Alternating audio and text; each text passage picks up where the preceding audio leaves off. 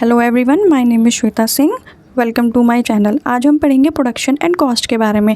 इस चैप्टर के ऊपर मैंने 2 पार्ट बनाए हैं। पार्ट 1 में हम प्रोडक्शन के बारे में पढ़ेंगे, पार्ट 2 में हम कॉस्ट के बारे में पढ़ेंगे।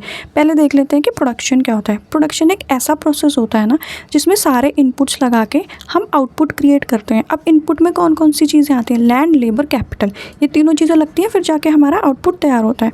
मैं आपको एग्जाम्पल से समझाने की कोशिश करती हूँ। अब जैसे टमाटो केचप है, टमाटो केचप हमें बनाना है। अब उसके लिए क्या क्या इनपुट लगेंगे? पहले तो हमें एक पूरी की पूरी फैक्ट्री बनानी पड़ेगी। पूरा का पूरा हमें एक फ़िज़िकल फॉर्म में एक पूरा का पूरा ढांचा तैयार करना पड़ेगा। उस ढांचे को तैयार करने के लिए हमें चाहिए लैंड। उस लैंड पे फिर हम वो ढांचा तैयार करेंगे। प्रोडक्शन के लिए पूरी की पूरी कंपनी खड़ी करेंगे, और उस कंपनी को खड़ी करने के बाद हमें उसमें चाहिए लेबर, जो उस प्रोसेस को एग्जीक्यूट करेगा। उसके अलावा हमें चाहिए रॉ मटेरियल, मतलब टमाटर, है ना। इन सबको मिला के जो प्रोडक्शन होगा, लास्ट में जो टमाटो केचप बनेगा, वो हो जाता है हमारा आउटपुट।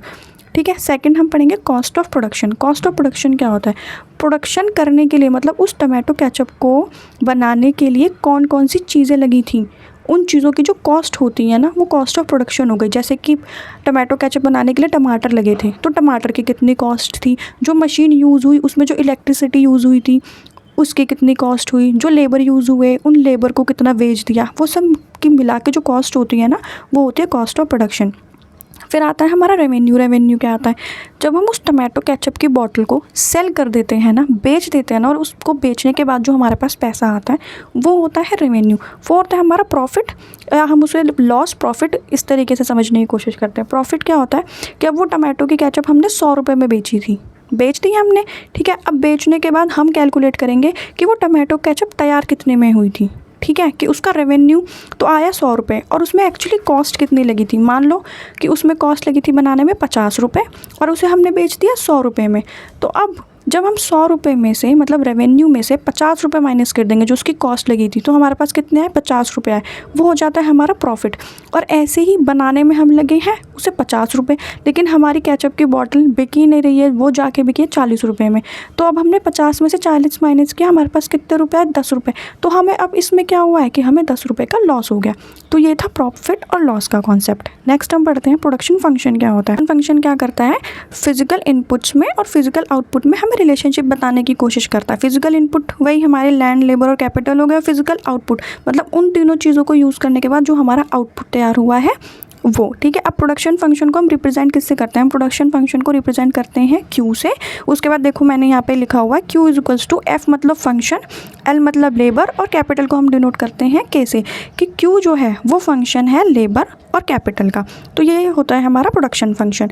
नेक्स्ट हम देखते हैं what is an isoquant curve. Isoquant curve क्या होता है? तो आइसोकॉन्ट कर्व क्या होता है ना, अलग अलग कॉम्बिनेशन दिखाता है इनपुट के, और हम इसमें मेजरली 2 इनपुट लेते हैं, कैपिटल और लेबर, ठीक है। तो ये इन दोनों के कॉम्बिनेशन को दिखाता है कि इन दोनों के कॉम्बिनेशन से कितना अमाउंट जो है आउटपुट प्रोड्यूस हो रहा है, मतलब कितने लेबर और कितने कैपिटल मिलके कितना आउटपुट प्रोड्यूस कर रहे हैं। मैंने आपको इस ग्राफ में देखो शो कर रखा है, जिसमें हमने फैक्टर के मतलब कैपिटल ले रखा है वाई एक्सिस पे, और फैक्टर एल मतलब लेबर ले रखा है हमने एक्स एक्सिस पे। अब आप देखो कि ये जिस सारे जो है ना मैंने कॉम्बिनेशन दिखा रखे हैं। यहाँ देखो पहले था 15, ठीक है। अब क्या हुआ, 15 से 12 पे आ गया हमारा कैपिटल, और उसने कितने गिव अप कर दिए? उसने 4 गिव अप कर दिए एक एक्स्ट्रा यूनिट लेबर के लिए, और 4 गिव अप करने के बाद उसने एक एक्स्ट्रा लेबर लिया यूनिट के, और फिर भी वो उतना ही आउटपुट प्रोड्यूस कर रहे हैं, उसी आइसोकॉन्ट कर्व पे हैं। तो आइसोकॉन्ट कर्व हमें ये बताता है कि जब अलग अलग हम कॉम्बिनेशंस यूज़ करते हैं ना कैपिटल और लेबर के, तो वो सेम अमाउंट जो है आउटपुट देता है। ये होता है हमारा आइसोकॉन्ट कर्व, ठीक है। नेक्स्ट हम देखेंगे शॉर्ट रन और लॉन्ग रन क्या होता है। शॉर्ट रन का मतलब होता है छोटी अवधि के लिए, छोटे समय के लिए। लॉन्ग रन का मतलब होता है बड़े टाइम के लिए। अब शॉर्ट रन में क्या होता है ना, जो प्रोडक्शन होते हैं ना, फैक्टर ऑफ प्रोडक्शन होते हैं ना, वो फिक्स्ड होते हैं। वो फिक्स्ड इसलिए होते हैं क्योंकि वो थोड़े टाइम के लिए ही होते हैं, ठीक है। उसमें ज़्यादा से ज़्यादा जो वेरिएबल फैक्टर होता है वो लेबर, हम लेबर में चेंजेस करके प्रोडक्शन में चेंज ला सकते हैं, उससे ज़्यादा कुछ नहीं कर सकते। वहीं जो लॉन्ग रन होता है वो लंबे टाइम के लिए होता है। अब आप देखो कोई भी प्रोडक्शन फंक्शन है, कोई भी प्रोड्यूसर है, उसने बहुत बड़ी फैक्ट्री कर रखी है, वो 20 साल से वो फैक्ट्री चल रही है। अब 20 साल हो गए हैं, तो वो उसमें चेंजेस ला सकता है ना, कि हाँ भाई ये मशीन 20 साल से चल रही है, अब हम इसे बदल लेते हैं, या ये चीज़ इतने साल से चल रही है हम इसे बदल सकते हैं, ठीक है। उसमें सारे फैक्टर वेरिएबल होते हैं, लेकिन शॉर्ट रन में सिर्फ जो लेबर होता है ना वो वेरिएबल होता है, बाकी सब फिक्स होता है। कि कोई मशीन अभी 6 महीने ही चली है, हम उसे कैसे बदल दें, हमें तो आगे पता भी नहीं है कि हमें प्रॉफिट होगा या लंबे टाइम तक चलेगा या नहीं चलेगा। तो इसलिए शॉर्ट रन और लॉन्ग रन में इस चीज़ का फ़र्क हो जाता है। नेक्स्ट है हमारा कॉन्सेप्ट ऑफ प्रोडक्ट। प्रोडक्ट वो होता है कि दिए हुए टाइम पीरियड में टोटल जो प्रोडक्शन हुआ है ना गुड्स का, टोटल जो गुड्स हुए हैं वो आ जाते हैं प्रोडक्ट्स के अंदर। अब जो कॉन्सेप्ट ऑफ प्रोडक्ट है ना उसके 3 डिफरेंट एंगल हैं, टोटल प्रोडक्ट, एवरेज प्रोडक्ट और मार्जिनल प्रोडक्ट।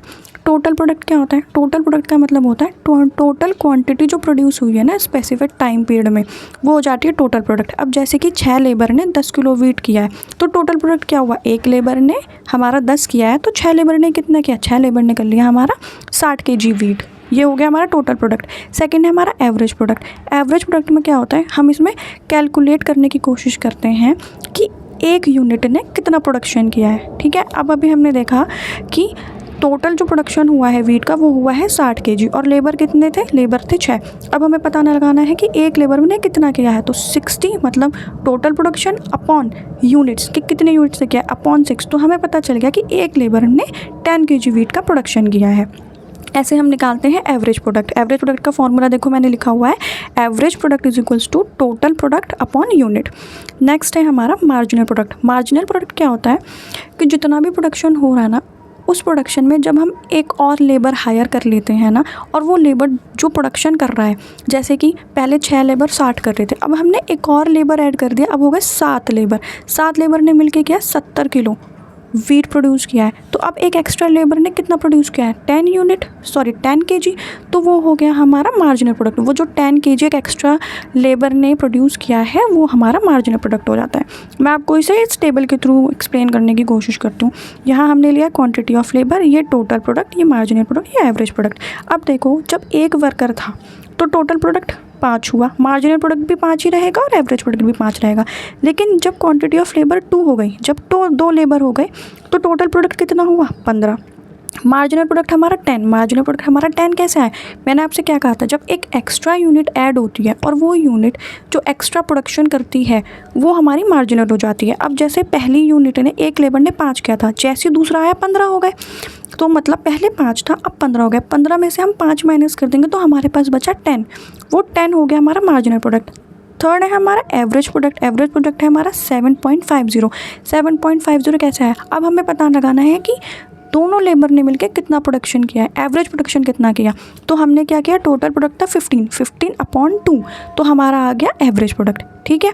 ऐसे ही जब लेबर हमारा 3 हुआ तो टोटल प्रोडक्ट हमारा आ गया 25, मार्जिनल प्रोडक्ट 20, मतलब कि टोटल प्रोडक्ट 35 था, मार्जिनल प्रोडक्ट 3 था। तो हमने 35 में से 15 माइनस कर दिया तो हमारा मार्जिनल प्रोडक्ट आ गया 20, ठीक है। अब एवरेज प्रोडक्ट, टोटल प्रोडक्ट कितना था? 35 को हमने डिवाइड कर दिया 3 से, तो ऐसे हमें मिल गया अपना एवरेज प्रोडक्ट, ठीक है। सिमिलरली 4 लेबर पे टोटल प्रोडक्ट 50 हुआ था, मार्जिनल प्रोडक्ट 15 हुआ और एवरेज प्रोडक्ट 12.50 हुआ। 5th पे भी ऐसे हुआ, 6th पे भी ऐसे हुआ, ठीक है। नेक्स्ट हम पढ़ेंगे what is law of diminishing marginal returns. Diminishing marginal returns law क्या है? तो आप देखो, डिमिनिशिंग मार्जिनल रिटर्न्स का मतलब है कि आगे जाने के बाद धीरे धीरे प्रोडक्शन जब हम एक एक यूनिट ऐड करते गए तो हमारा जो मार्जिनल रिटर्न्स है ना वो कम आने लगा। क्यों? एक मशीन है, ठीक है, उसकी कैपेसिटी है 4 लेबर की, कि उस पर जब 4 लेबर लगेंगे तो वो एक प्रोडक्शन कर देगी, 10 यूनिट प्रोड्यूस कर देगी। अब उसकी कितनी कैपेसिटी है? उसकी 10 यूनिट प्रोड्यूस करने की कैपेसिटी है। लेकिन जैसे ही हमने एक एक्स्ट्रा यूनिट लगाया उस पर, अब हमने 5 लेबर लगा दिए, लेकिन उस मशीन की कैपेसिटी कितनी है? 10 यूनिट प्रोड्यूस करने की। 5 लेबर लगाने के बाद भी उसने 10 यूनिट ही प्रोड्यूस किए। तो इससे क्या हुआ? इससे मशीन ने प्रोड्यूस तो उतना ही किया, लेकिन जो हमने एक एक्स्ट्रा लेबर लगाया था ना, अब हमें उसको अलग से पैसे देने पड़ेंगे।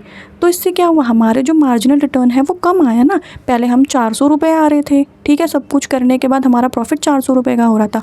अब हमने एक एक्स्ट्रा लेबर लगा दी, हमारा प्रोडक्शन उतना ही हो रहा है। अब एक्स्ट्रा लेबर मान लो उसके 100 रुपये थे, तो हमने उसके 100 रुपये देने के बाद हमारा प्रॉफिट कितना बच रहा है? 300 रुपये बच रहा है ना। तो ये था हमारा law of diminishing marginal return का कॉन्सेप्ट, ठीक है। नेक्स्ट है हमारा टोटल प्रोडक्ट, मार्जिनल प्रोडक्ट और एवरेज प्रोडक्ट जो हैं उनके कर्व्स के शेप कैसे होते हैं। पहले आप देखो टोटल प्रोडक्ट का शेप कैसे होता है। अब टोटल प्रोडक्ट क्या होता है ना, पहले धीरे धीरे इंक्रीज़ होता है, ठीक है, बढ़ता है। फिर जब वो बढ़ने लगता है ना तो हम क्या करते हैं, और जब इनपुट ऐड करने लगते हैं ना फिर वो डिक्रीजिंग रेट पे बढ़ता है, मतलब उसकी जो बढ़ने की कैपेसिटी होती है ना वो कम होने लगती है। क्यों? क्योंकि हमने लेबर और ऐड कर दिए हैं। ठीक है, बढ़ते बढ़ते बढ़ते बढ़ते हम लेबर ऐड करते गए तो ये एक पॉइंट पे आ गए मैक्सिमम पॉइंट पे। यहाँ ये हमारा मैक्सिमम पॉइंट पे पहुंच चुका है। अब हमने अगर और लेबर ऐड किए तो हमारा टोटल प्रोडक्शन है ना वो घटने लग जाता है। इसलिए इसका शेप जो है ना इस तरीके का होता है, पहले इंक्रीजिंग होता है, फिर एक पॉइंट पे रुक जाता है, फिर डिक्रीजिंग होता है। सिंपल सी बात है ना, जितनी मशीन की कैपेसिटी है उससे ज़्यादा अगर आप लेबर लगाओगे तो फिर वो घटने लगेगा ना टोटल प्रोडक्शन। आप देखो टोटल प्रोडक्शन उस हिसाब से तो घट ही रहा है ना। ठीक है, नेक्स्ट है हमारा शेप ऑफ मार्जिनल प्रोडक्ट और एवरेज प्रोडक्ट। मार्जिनल प्रोडक्ट और एवरेज प्रोडक्ट का भी सेम कॉन्सेप्ट है। पहले मार्जिनल प्रोडक्ट और एवरेज प्रोडक्ट दोनों ही बढ़ते हैं। एक पॉइंट पे आके ना मार्जिनल प्रोडक्ट जो है ना वो ज़ीरो हो जाता है कि अब आप एक एक्स्ट्रा यूनिट ऐड कर रहे हो तो उससे आपके पास कोई रिटर्न आ नहीं रहा है, आपका कोई प्रोडक्शन में बदलाव आ नहीं रहा है। लेकिन फिर भी प्रोड्यूसर जो है मार्जिनल प्रोडक्ट के लिए फिर भी प्रोड्यूसर जो है क्या कर रहा है, यूनिट ऐड किया जा रहा है, एक्स्ट्रा लेबर ऐड किया जा रहा है। तो उससे क्या होगा, मार्जिनल प्रोडक्ट नेगेटिव आने लगेगा कि वो प्रोडक्शन में तो कुछ दे ही नहीं रहा है बल्कि आपका घाटा ही हो रहा है, क्योंकि एक एक्स्ट्रा लेबर ऐड करने की वजह से आपको उसको वेज देना पड़ रहा है, आपको अपने प्रॉफिट में से उसको पैसा देना पड़ रहा है, तो आपको लॉस हो रहा है। और एवरेज प्रोडक्ट भी इन्वर्टेड यू शेप का होता है। उसका भी यही है कि एवरेज जो प्रोडक्ट है वो पहले बढ़ता रहता है कि हाँ 4 लेबर ने इतना किया, 4 लेबर ने इतना किया, 5 लेबर ने इतना किया। फिर एक टाइम पे जाने के बाद क्या होता है, एवरेज प्रोडक्ट घटने लगता है, क्योंकि जब प्रोडक्शन बढ़ने लगेगी और लेबर हमारे लगे हुए हैं तो एवरेज प्रोडक्ट हमारा घटेगा ना। जैसे जैसे हम बढ़ाएंगे अपने लेबर्स को, एवरेज प्रोडक्ट तो हमारा घटने लगेगा। इसलिए एवरेज और मार्जिनल प्रोडक्ट दोनों ही इन्वर्टेड यू शेप के होते हैं। नेक्स्ट है हमारा returns to scale. Returns to scale का मतलब है कि जो हमारा प्रोडक्शन होता है ना वो 3 तरीके से रिटर्न्स देता है, आप भी जानते हैं, प्रॉफिट, लॉस और एक कांस्टेंट होता है। प्रॉफिट में क्या होता है कि जब जितना हम इनपुट लगा रहे हैं उससे ज़्यादा हमें आउटपुट मिल रहा है तो इस टाइम पे प्रॉफिट होता है। तो उसे क्या कहते हैं हम, इंक्रीजिंग रेट ऑफ रिटर्न्स, मतलब कि रेट ऑफ रिटर्न्स ज़्यादा आ रहे हैं, जितना हम लगा रहे हैं उससे ज़्यादा हमें मिल रहा है। दूसरा है कांस्टेंट, कि जितना हम इनपुट लगा रहे हैं उतना ही आउटपुट मिल रहा है, उसे हम कहते हैं constant returns to scale. Third है हमारा decreasing returns to scale. Decreasing returns to scale में क्या होता है कि जितना हम इनपुट लगा रहे होते हैं ना उसके प्रोपोर्शनल में उतना आउटपुट आ नहीं आ रहा होता है, प्रोपोर्शनलेटली कम आ रहा होता है। इंक्रीजिंग में तो क्या होता है, जितना हम इनपुट लगाते हैं उससे ज़्यादा हमारा आउटपुट आता है। कांस्टेंट में होता है कि जितना हम इनपुट लगा रहे हैं उतना ही हमारा आउटपुट आ रहा है। और डिक्रीजिंग में क्या होता है कि जितना हम इनपुट लगा रहे हैं उसके प्रोपोर्शनेट में, उसके लेवल पर हमारा आउटपुट इतना आ नहीं रहा है, तो वो हो जाता है हमारा डिक्रीजिंग रेट ऑफ रिटर्न्स। ठीक है, ये हमारा रिटर्न टू स्केल का कॉन्सेप्ट था, बहुत ईजी था, है ना। फिर आज के लिए बस इतना ही, बाकी अगले पार्ट में मैं आपको बताऊंगी कॉस्ट के बारे में। Thank you and have a nice day.